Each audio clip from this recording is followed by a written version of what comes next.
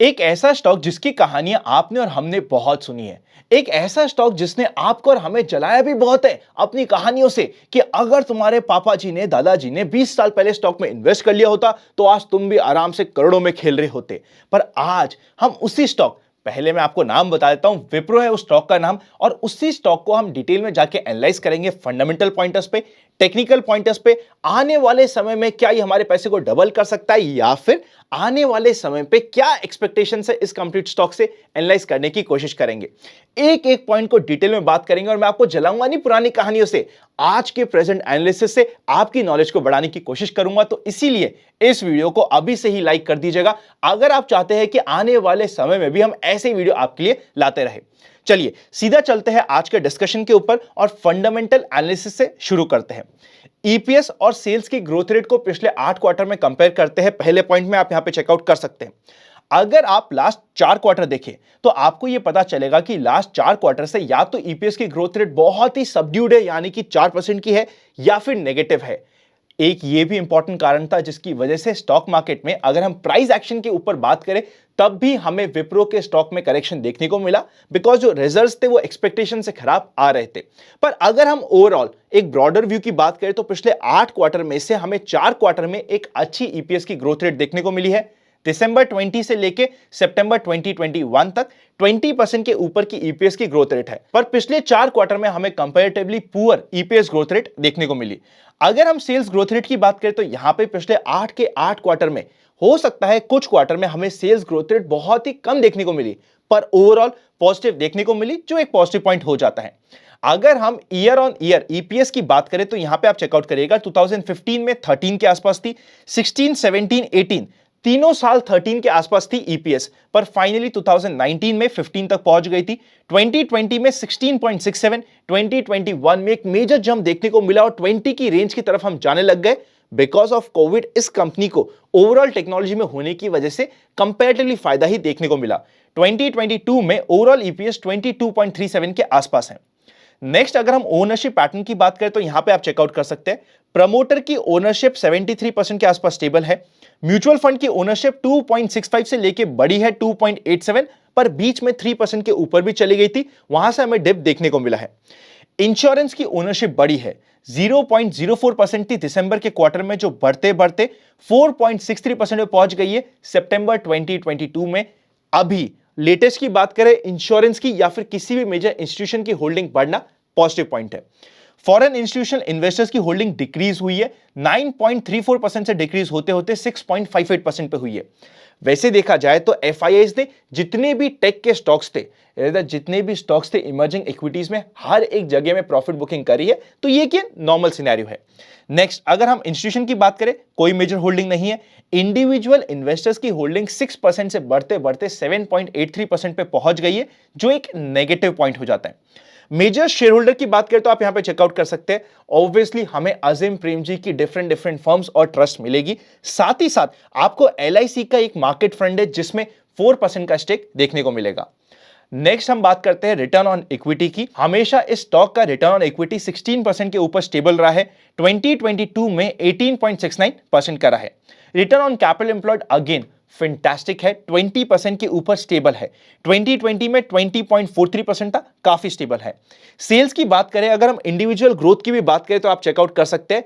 Year on year basis पे भी पिछले 4 सालों में सेल्स में हमें ग्रोथ रेट देखने को मिली है। ऑल्दो 2019 में छोटी सी ग्रोथ रेट थी, 2020 में अगेन छोटी सी ग्रोथ रेट थी, 2021 में नेग्लिजिबल सेल्स की ग्रोथ रेट थी, पर 2022 में 28% की सेल्स की ग्रोथ रेट देखने को मिली है।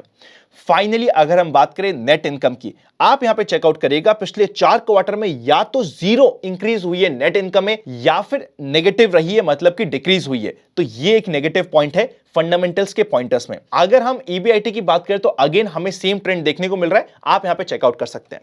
ये हो गया हमारा फंडामेंटल पॉइंटर्स।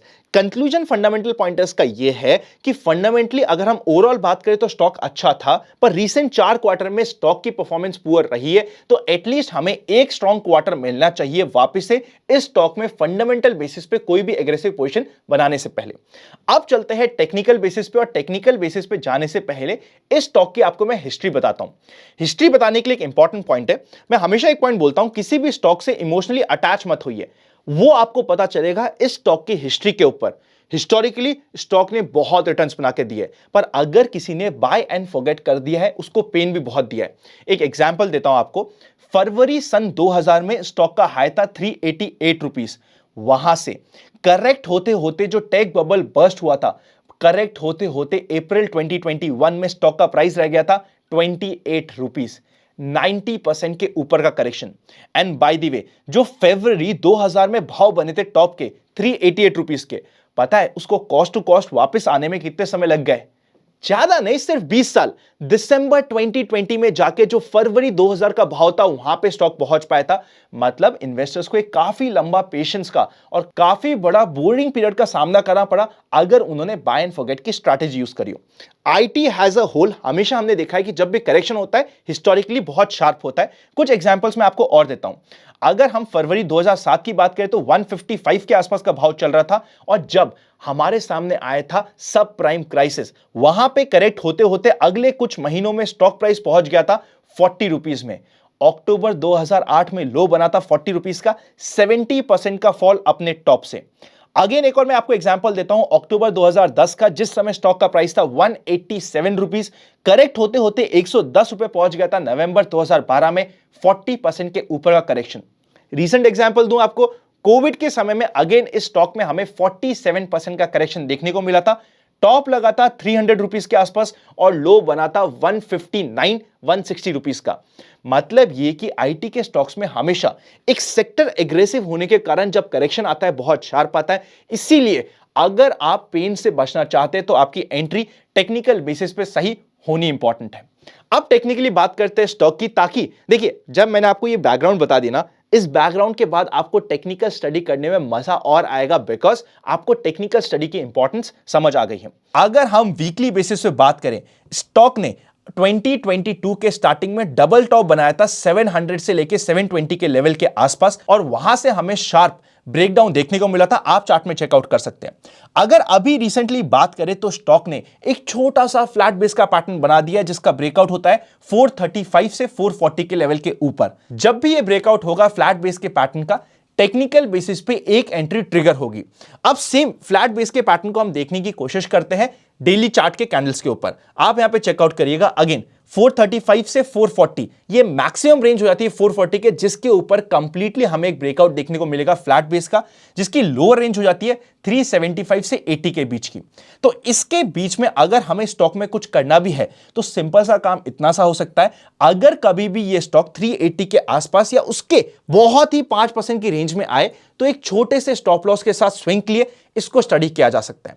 यह है टेक्निकल बेसिस पे इस स्टॉक का एनालिसिस। अगर हम बात करें कि क्या यह स्टॉक इमीडिएटली हमें अगले 1 साल 1.5 साल में डबल पैसा कर सकता है, तो कंप्लीट आईटी इंडस्ट्री को वर्ल्ड वाइड देखते हुए आई थिंक ये बहुत ही डिफिकल्ट होने वाला है। प्लस जब तक ये स्टॉक फंडामेंटल बेसिस पे मुझे स्ट्रेंथ नहीं दिखाता है, मैं रैंडमली ये बात नहीं कर सकता, और रैंडमली पुरानी हिस्ट्री के बेसिस पे या ख्याली पुलाव के बेसिस पे मैं तो काम नहीं कर सकता।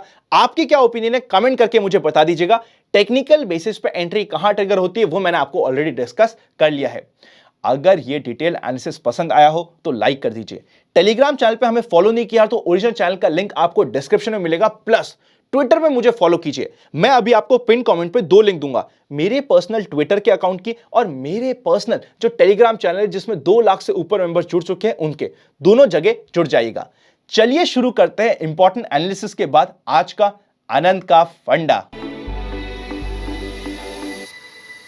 सबसे पहले इंडेक्स पर नजर डालते हैं। सेंसेक्स, निफ्टी, बैंक निफ्टी तीनों के दिनों 0.25% के आसपास पॉजिटिव रहे, लेकिन मिड कैप इंडेक्स 0.60% पॉजिटिव रहा, और मिड कैप यानी कि ब्रॉडर मार्केट में बहुत अच्छा एक्शन देखने को मिला। एडवांस हुए 1100 से ऊपर स्टॉक और डिक्लाइन हुए 870 स्टॉक्स। अच्छा था advance net ratio. Realty, metal, IT, media बहुत अच्छा परफॉर्म करें। FMCG, consumption, oil and gas शांति है। जो सेक्टर आउट परफॉर्म कर रहे हैं, जैसे कि फाइनली आईटी में बाउंस बैक देखने को मिल रहा है ट्रेडिंग पर्पस के लिए, पीएसयू हो गया, रियलिटी हो गया, इसके ऊपर एक्स्ट्रा ध्यान होना जरूरी होता है। विक्स काफी कंफर्टेबल है 12.88 पे, पर ऑप्शन सेलिंग सोच समझ के करनी जरूरी होगी। निफ्टी की बात करें तो आज के दिन 70 पॉइंट के लेस की रेंज में आज के दिन जिगजैग करता रह गया। आप यहां पे चेकआउट कर सकते हैं। लो बना 18,600 के ऊपर और हाई बना 18,700 के नीचे। ऐसे दिनों पे अगर नॉर्मली ये दिसंबर नहीं होता तो मैं आपको कहता कुछ भी करने की जरूरत नहीं होती, पर बिकॉज ये है दिसंबर जिस समय एनएवी पॉपअप का गेम बहुत अमेजिंग होता है, तो इस समय आपको स्पेसिफिकली फोकस करना चाहिए। स्टॉक स्पेसिफिक एक्शन में बहुत मजा आ सकता है। चलते हैं नेक्स्ट सेक्शन पे जिसका नाम है व्यूअर्स क्वेरी। सबसे पहली क्वेरी आ रही है कि आनंद, कई बार हम देखते हैं जब मार्केट त्राही त्राही में होता है हमारा पोर्टफोलियो 5-6% टूट जाता है, पर कभी भी ऐसा बढ़ते समय बहुत रेयरली होता है, ऐसा क्यों? ऐसा इसलिए क्योंकि स्टॉक मार्केट में जब रिटर्न्स की बात होती है ना, रातों रात कोई करोड़पति नहीं बनता, पर बहुत सारे ऐसे मोड है जिसके थ्रू आप रातों रात गरीब जरूर हो सकते हैं। इसलिए मैं हमेशा कहता हूं स्ट्रिक्ट स्टॉप लॉस लेना जरूरी होता है। स्टॉक मार्केट में अगर आप पैसा कमाना चाहते हैं तो लॉन्ग टर्म में आपको प्ले रहना पड़ेगा इस कंप्लीट गेम में, लॉन्ग टर्म में टिके रहना पड़ेगा इस कंप्लीट पिच पे। जब तक आप ऐसा नहीं कर पाएंगे आपको ऐसा पेन हो सकता है, पर I am very sure Saurabh sir आप बहुत रेगुलर चैनल से जुड़े हुए और बहुत रेगुलरली आपके क्वेश्चंस मुझे मिलते हैं, तो आपको ये दिक्कत नहीं आएगी। नेक्स्ट क्वेश्चन कि आनंद मैं फ्यूचर ऑप्शन लर्नर्स को सीखना चाहता हूं तो कितना कैपिटल मेरे पास होना चाहिए? अगर आप फ्यूचर ऑप्शंस में काम करना चाहते हैं तो minimum capital to start off is 15 lakh rupees, क्योंकि उसके नीचे अगर आप स्टार्ट कर भी देंगे तो एक बड़ी मिसहैपनिंग और आपके कैपिटल का मेजर पोर्शन निकल जाएगा। तो उससे पहले हमेशा कैश मार्केट में यानी कि स्टॉक्स में काम करना बेस्ट रहेगा। फाइनल क्वेरी, अनंत मैं अपने जो मेंबरशिप है उसे रिन्यू करना चाहता हूं, पर जो मेरी एनुअल मेंबरशिप पुरानी ले रखी है वो जून जुलाई में जाके खत्म होगी, मैं क्या करूं? देखिए इसका बहुत सिंपल सॉल्यूशन है। आपको सबसे पहले अपनी किसी भी एक नए नंबर से मेंबरशिप बाय करनी पड़ेगी और फिर हमारी टीम को कनेक्ट कीजिएगा, या फिर अगर आप चाहे अपनी सहूलियत से पहले ही आप हमारी टीम से कनेक्ट कर सकते हैं। हेल्पलाइन नंबर डिस्क्रिप्शन में आपको मिल जाएंगे और उन्हें बता दीजिएगा कि मेरा ये केस है। वो आपके नए नंबर की मेंबरशिप और पुराने नंबर की मेंबरशिप को ज्वाइन कर देंगे एंड ओवरऑल जितना आपको बेनिफिट होना चाहिए वो होता रहेगा। तो ये जुगाड़ आपको करना पड़ेगा। कोई भी हेल्प की रिक्वायरमेंट हो या फिर अंडरस्टैंडिंग में कमी हो, आई एम वेरी श्योर आप ये अभी से रिन्यू करने की इसलिए बात कर रहे हैं क्योंकि 1 जनवरी से मेंबरशिप के प्राइसेस बढ़ने वाले हैं और आप अभी से उसे यूटिलाइज करना चाहते हैं। कोई दिक्कत की बात नहीं, आप हमारी टीम को कनेक्ट कीजिएगा, वो मैन्युअली बैकएंड पे जाके आपको हेल्प कर देगी। चलते हैं नेक्स्ट सेक्शन पे जिसका नाम है स्टॉक इन फोकस। सबसे पहला स्टॉक इन फोकस है देवयानी इंटरनेशनल। अगली बार ये कभी भी 194 को क्रॉस करेगा तो 198, 204 तक के लेवल इसके लिए ओपन हो जाएंगे। छोटा सा स्टॉप लॉस रखना जरूरी है, आप टिकट पे चेकआउट कर सकते हैं। नेक्स्ट स्टॉक है आपको डायरेक्शन में हेल्प करने वाला, वापस से रिलायंस। देखिए अगर आप इंडेक्स को नई रैली के लिए रेडी होना है तो स्टॉक जैसे कि रिलायंस को पार्टिसिपेट करना जरूरी होगा। कभी भी ये मोमेंटम में आए 2625 के लेवल को क्रॉस करे और सस्टेन करे तो वहां पे हमें एक स्विंग भी मिल सकता है और मार्केट के डायरेक्शन में हेल्प करने के लिए आपको इसी स्टॉक को ओनली विमल पे ध्यान देना जरूरी होगा। फाइनल इंपॉर्टेंट स्टॉक है वेल्सपुन एंटरप्राइज। वापस से अगर ये कभी भी 162 के लेवल को डिसाइसिवली क्रॉस करता है, 165 और 167 के लेवल इमीडिएटली ओपन हो जाएंगे। प्योर ट्रेडिंग पर्पस के लिए स्ट्रिक्ट स्टॉप लॉस जरूरी होगा। चलते हैं फाइनल सेक्शन पे जिसका नाम है expectations from tomorrow's market. General market trend up trend में है और number of volume distribution days का काउंट है 1। पुट कॉल रेशियो 1 के आसपास बहुत कंफर्टेबल और आपको बहुत अच्छी अपॉर्चुनिटीज दे रहा है स्टॉक स्पेसिफिक। दिसंबर एंड में stock specific specifically mid cap और स्मॉल कैप में काफी अपॉर्चुनिटीज मिलती रहेगी, तो उसके ऊपर ध्यान दीजिएगा। अब हम चलते हैं स्क्रीन के ऊपर और कल के जैसे ही इंट्राडे पर्पस के लिए निफ्टी को एनालाइज कर लेते हैं। अब हम आ चुके हैं निफ्टी के चार्ट के ऊपर और एक एक पॉइंट्स को डिस्कस कर लेते हैं। आज मार्केट सीधा गैप अप ओपन हुआ और कल ही हमारा डिस्कशन हुआ था कि अगर मार्केट गैप अप ओपन होता है 18,700 से लेके 750 की रेंज आपको एक मेजर मिलने वाला है इस रेंज पे। इसीलिए मार्केट अगर गैप अप ओपन होता है तो नेक्स्ट मोमेंटम के लिए मार्केट के लिए डिफिकल्टी हो जाएगी। बेस्ट सिचुएशन यहां पे मोमेंटम आने के लिए यह होता कि मार्केट फ्लैट ही ओपन हो और फिर उसके बाद ऊपर जाए और सस्टेन करता हुआ ऊपर जाए तो मार्केट नेक्स्ट मोमेंटम के लिए रेडी हो सकता था, पर आज ऐसा नहीं हुआ। इट इज ओके, कभी कभी हमारे रुकने वाले दिन भी हो जाते हैं इंडेक्स में। अब अगर कल के लिए बात करा जाए तो कल जिस तरीके का आज का मोमेंटम रहा है, अगर हम पॉजिटिव साइड की ट्रेड की बात करें तो जब मार्केट 18,700 को क्रॉस करे और 15 मिनट सस्टेन हो उसके बाद ही पॉजिटिव साइड की ट्रेड मिलेगी। पर ध्यान रखिएगा पॉजिटिव साइड में जाते ही आपको बैक टू बैक कुछ ना कुछ रेजिस्टेंस मिलते रहेंगे, इसीलिए आपको ट्रेल करना इंपॉर्टेंट होगा। पॉजिटिव साइड में इंडेक्स की ट्रेड अब थोड़ी सी डिफिकल्ट हो जाएगी। ऑन दी कॉन्ट्ररी अगर मार्केट कभी भी 18,600 के लेवल को तोड़ता है और आप प्योरली इंट्राडे पर्पस के लिए सिर्फ स्टडी करना चाहते हैं, देखना चाहते हैं, तो यहां पे तोड़ते ही नेक्स्ट टारगेट आपको 560 का, और इवन अगर हम बात करें तो 18,500 का नीचे की साइड पे टारगेट्स मिल सकते हैं अल्ट्रा शॉर्ट टर्म, सिर्फ इंट्राडे ट्रेडिंग के पर्पस के लिए। बेस्ट सिनेरियो ये होता है कि मार्केट यहीं पे कहीं पे ओपन हो, धीरे से ऊपर की साइड निकालने की कोशिश करें, 15 मिनट सस्टेन हो तो अगले 100 पॉइंट के ऊपर की रेंज भी ओपन हो जाती है। पर इसके अलावा और किसी भी सिनेरियो में सपोज करते हैं वापस से मार्केट गैप ओपन हो जाए, तब वहां पे हमारे पास पॉजिटिव साइड की ट्रेड के लिए ज्यादा स्कोप बचेगा नहीं और स्टॉक स्पेसिफिक एक्शन पे ध्यान देना होगा।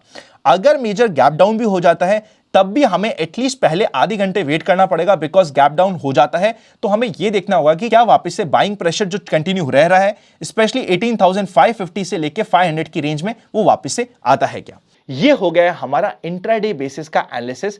अगर वीडियो अच्छा लगे और ये नई स्टाइल पसंद आ रही है तो लाइक कर दीजिएगा। सारे इंपॉर्टेंट लिंक डिस्क्रिप्शन में है। Happy learning.